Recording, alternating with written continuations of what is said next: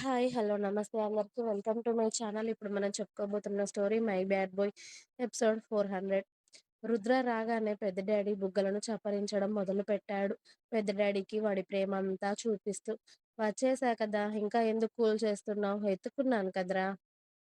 ఆగు అని రుద్ర చెప్తున్నా కూడా అబ్బే వింటే కదా! అప్పుడప్పుడే వస్తున్న ఆ పళ్ళతో కొరకడానికి ట్రై చేస్తూ రుద్ర ముక్కు, బుగ్గలు అన్నీ చప్పరించేసి వదిలిపెట్టి, వాడికి ఆయాసం వచ్చాక అప్పుడు నోరంతా తెరుచుకొని నవ్వుతూ చూస్తూ ఉంటాడు రుద్ర చేతుల్లో నిలబడి. ఏంట్రా ఆటలు కావాలా నీకు అని రుద్ర బెడ్ మీద వాలి వాడిని పక్కకు వేసుకొని పడుకుంటే, అబ్బే ఎక్కడ మనోడికి ఇప్పుడు కూర్చోవడం కూడా కాస్త కాస్త వస్తూ ఉండడంతో బోర్లా పడి మరి కూర్చోవడానికి ట్రై చేస్తూ ఉంటే వాడి అవస్థ చూసి, పడుకోవచ్చు కదరా! ఇప్పుడు నువ్వు లేచి చేసే పనులేంటి? అని చిన్న కొడుకుతో చాలా సేపు ఆడాక, మీనాక్షి గారు వచ్చి పిలుస్తారు. ఏంట్రా మీ ఆటలింకా అయిపోలేదా? రండి భోజనం చేద్దురు గాని అందరూ వచ్చారు అని. ఆ! వస్తున్నా అమ్మా అని వాళ్ళిద్దరి ఆటలు చూస్తూ ఉన్న వేదని చూసి, పదవే వాడు లేచాడేమో అని చిన్న కొడుకుని ఎత్తుకొని రుద్ర, వేద కిందికి వెళ్ళేసరికి చరణ్ వచ్చి అన్నయ్యని హత్తుకొని అన్నయ్యకి స్వీట్ తినిపిస్తాడు. డాడీవి అవ్వబోతున్నావు. ఇప్పటికైనా చిన్న పిల్లల వేషాలు మానేయ్. అర్థమైందా? కాస్త బాధ్యతగా ఉండడం నేర్చుకో ఇకనైనా.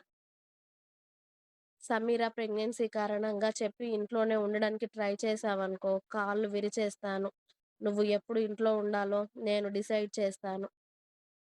కాబట్టి వేషాలు వేయకుండా ఇప్పటి నుండి నువ్వే ఆఫీస్‌కి వెళ్ళాలి. అలాగే నీతో పాటు శౌర్య వస్తాడు. ఇక నుండి సమీర ఆఫీస్‌కి రాదు. అన్నీ మీరే చూసుకోవాలి. ఇద్దరు. ఏదైనా పొరపాటు జరిగితే ఇద్దరికీ మామూలుగా ఉండదు. అర్థమైందా? నేను కూడా వస్తాను అప్పుడప్పుడు. మిగతావి నేను చూసుకుంటాను. సరేనా? మళ్ళీ తను డెలివరీ అయ్యి ఆఫీస్‌కొచ్చే వరకు మీరిద్దరే చూసుకోవాలి. ఏదైనా తేడా వస్తే ఊరుకునేది లేదు అని రుద్ర క్లాస్ పీకడంతో, నువ్వు చెప్పినట్టుగానే చేస్తానన్నయ్య అని బుద్ధిమంతుడిలాగా తల ఊపుతాడు చరణ్. చరణ్ తల ఊపుడికి సమీర మెల్లిగా రుద్ర దగ్గరికి వచ్చి తను కూడా స్వీట్ తినిపించడంతో, కంగ్రాట్స్ రా అని సమీరని హత్తుకొని ఆమె తల మీద చేయి వేసి చెప్తాడు. థ్యాంక్ యూ బావ అని చెప్తుంది సమీర సంతోషంగా. ఇక అందరూ భోజనాల దగ్గర కూర్చున్నారు. ఆ రోజు అన్ని సమీరాకి ఇష్టమైనవి తను ఎలా అయితే తింటుందో అలా వండి పెట్టారు మీనాక్షి గారు, సంధ్య గారు. అలా భూమికి కూడా 9వ నెలలో శ్రీమంతం అంగరంగ వైభవంగా జరుగుతుంది. రుద్ర వాళ్ళ ఇంట్లో ఒక్కగానొక్క కూతురికి చాలా సంబరంగా శ్రీమంతాన్ని చేశారు మీనాక్షి గారు. భూమి శ్రీమంతానికి వచ్చారు రిషి, జెస్సీ, రియాన్ని తీసుకొని. భూమి డెలివరీకి కూడా ఇక్కడే ఉండొచ్చు అని. అలా మొదటి కాన్పులో భూమికి కూతురు పుడుతుంది. కూతుర్ని చూడగానే, తన రక్తాన్ని చూడగానే దేవాబాబు ఫుల్‌గా ఎమోషనల్ అయిపోతాడు. అప్పటికి సమీరాకి 6 మంత్స్ కంప్లీట్ అయిపోతాయి. ప్రతి నెల దగ్గరుండి భార్యతో హాస్పిటల్‌కి, చెకప్‌కి వెళ్ళి వాళ్ళ బేబీ ఎలా ఉంది, ఏంటి అని డాక్టర్‌ని 100 సార్లు ప్రశ్నలు అడిగి అంతా బావుంది అని చెప్పాక కానీ డాక్టర్‌ని వదిలిపెట్టి ఇంటికి రాడు చరణ్ బాబు.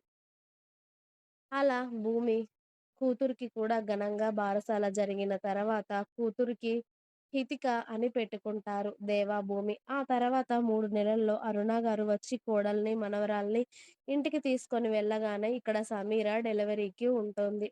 9వ నెల దాటిన తర్వాత కూడా ఇంకా పెయిన్స్ రాకపోవడంతో సమీర కన్నా చరణ్ బాబుకే ఎక్కువగా కష్టంగా అనిపిస్తూ ఉంటుంది.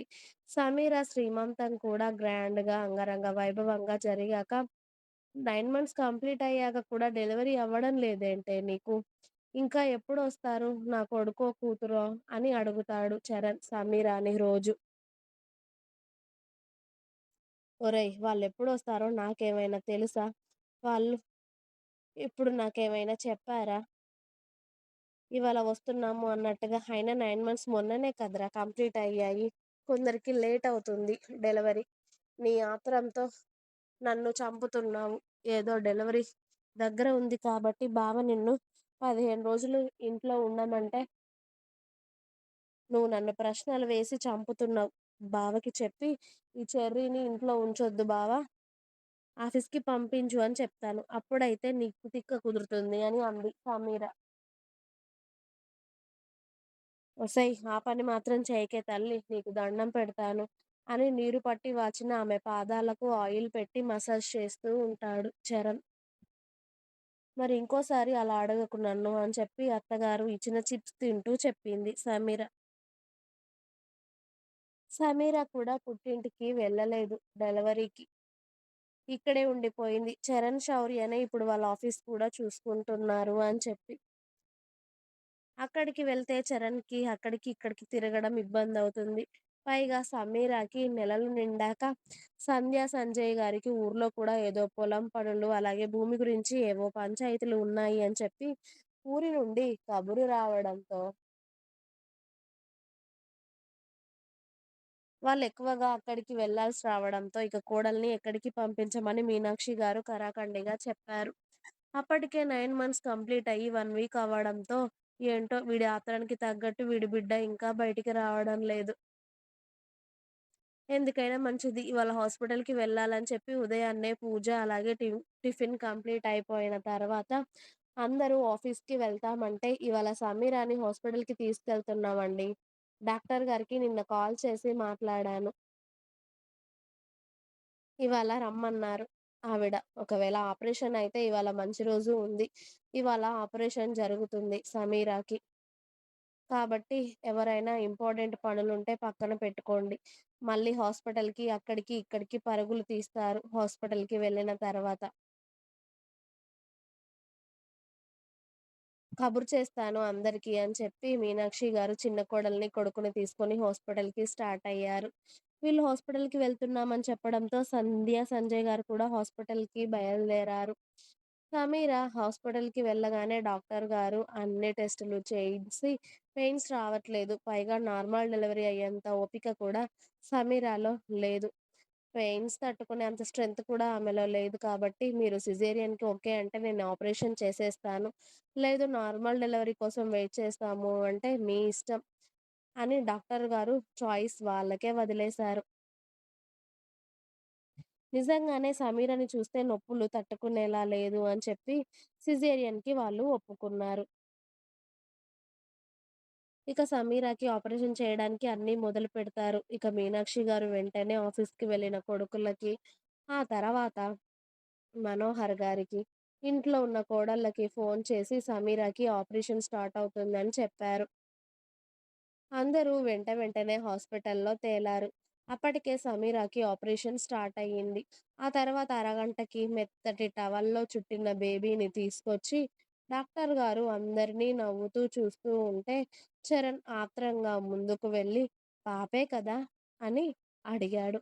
అన్నయ్యలిద్దరికీ కొడుకులు పుట్టారు. నాకైనా కూతురు పుట్టాలి అని చరణ్‌కి ఆశగా ఉంటే ఇంట్లో ఖచ్చితంగా ఒక పాప ఉండాలి అన్న ఆశ అందరికీ ఉంది. ఇంకా ఉంది. మీకు నా స్టోరీ నచ్చినట్టయితే ప్లీజ్ నా ఛానల్‌ని తప్పకుండా సబ్స్క్రైబ్ చేయండి.